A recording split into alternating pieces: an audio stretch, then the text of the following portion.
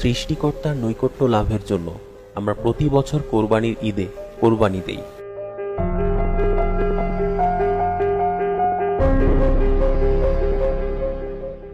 আর আমাদের এই কাজটি অনেক সহজ হয়ে যায় পশু বিক্রেতা ও ব্যবসায়ীদের কারণে।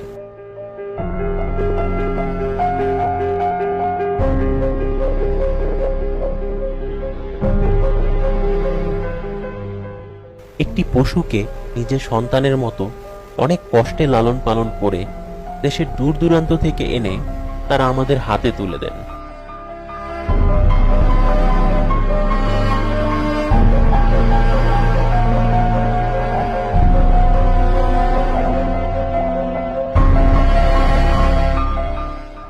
তাই আমাদের সকলের পক্ষ থেকে দেশের সকল পশু বিক্রেতা ও ব্যবসায়ীদের জানাই অসংখ্য ধন্যবাদ।